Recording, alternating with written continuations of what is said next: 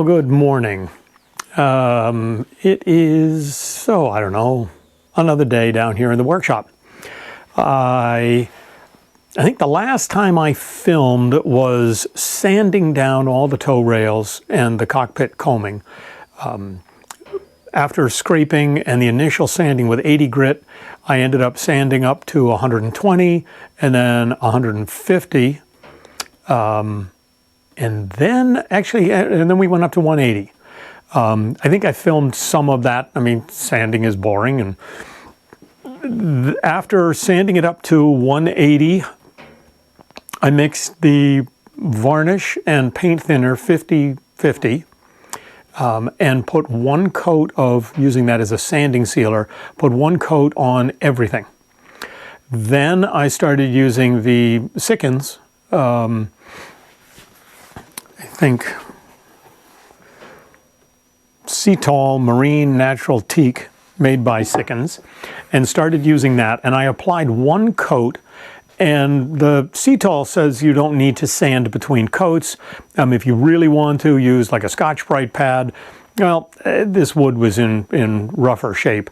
So I got 220 grit paper and lightly sanded everything with the 220 grit. And then I started adding a few more coats, and since that's just boring and repetitive type stuff, I didn't film all of that. But this is what everything looks like now.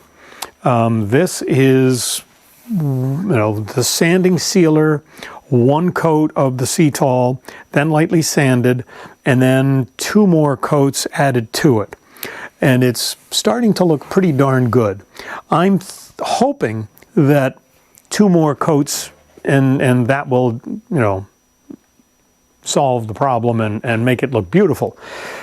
So this morning, my goal is to put one more coat on, and then while it's drying, I'm going to go out and use my log splitter and split up some wood, and then come back tomorrow and hopefully put the final coat on. You may be looking out here and saying, where are the cockpit doors? Well, where are the cockpit doors? There they are. And things are getting out of control down here again. It is a huge mess.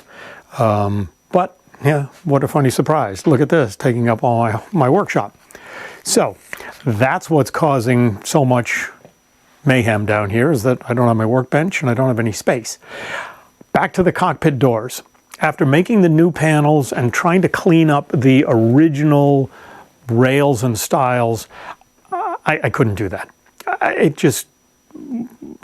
I couldn't use such crappy wood next to such beautiful brand new teak panels. So back to the drawing board, ordered some more teak, one so that I can redo the rails and stiles and make brand new companionway doors. And also I think I may need a little more teak to finish making all the bungs, to bung everything and put in all the holes or fill all the holes that I need to fill.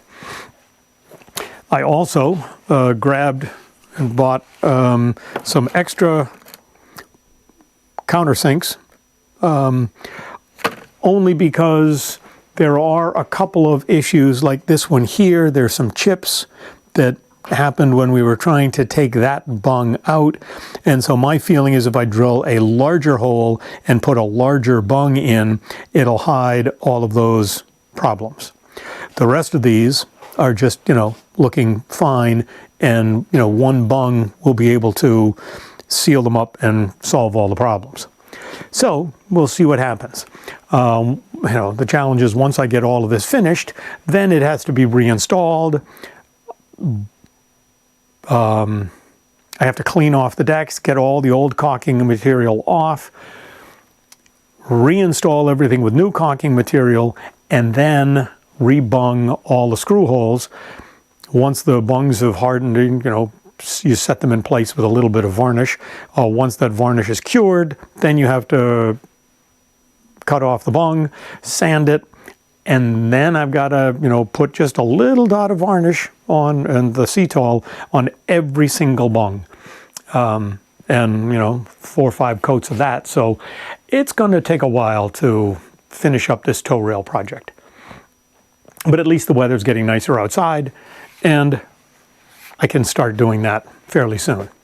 Anyway, enough talking. Let me get back down to work and we'll start putting on finish. So I really hope that I have enough Cetol to do 2 more coats. We'll see. I've got about, well, I think I've got 1/3 of a can left.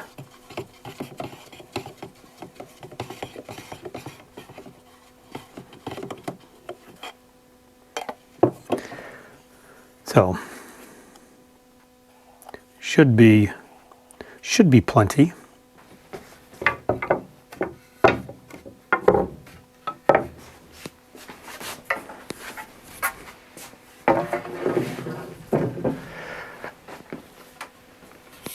I need more space down here, but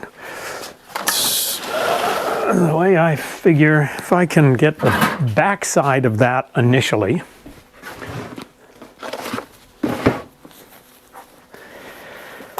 and then that'll give me more room, but it certainly is starting to look much, much better than it did originally. So I'm using a foam brush. I like the finish that it puts down. I could use a natural bristle brush, but I have bought a whole box of these foam brushes, and they seem to do a very nice job putting a nice finish down. And I'm trying to make sure there are no drips or runs. I do the top edge first, in case anything runs down over the side. I can then catch those drips and smooth them out. These 2 pieces of Cockpit coaming, I don't know if you can see, but there's a board underneath here, and I just put a screw up through the bottom to hold them vertical so that I can get both sides done at the same time. I figure that makes the most sense. That way, I don't have to paint once, or put finish on one side and then come back the next day, flip it over, put finish on the other side. This way I can get a coat on both sides at the exact same time, and then I know that everything, all surfaces have had the same number of coats of finish. Don't look good. All right. That's a demonstration of my techniques. Now, I guess we'll get the other camera going and we'll do a little time lapse, because who wants to sit here and watch me varnishing all this time?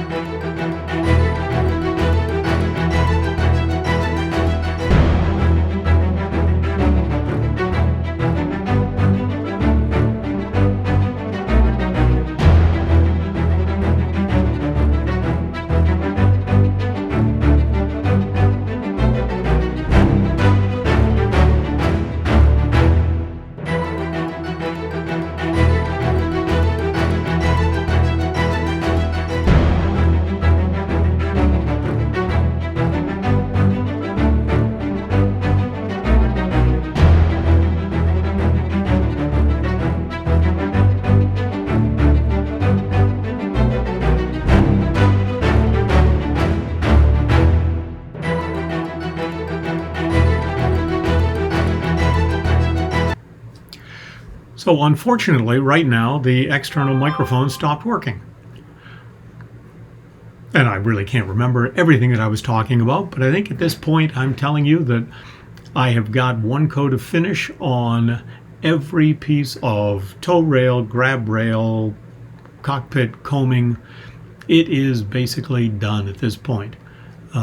So I am very happy with what I've got. I had enough the Cetol, or the Sikkens, and now I'm just cleaning up, putting things away, and getting ready to finish up this day in the workshop. Had a good day, got everything done. Wanted to thank you all for watching my channel and following SV Slow Air.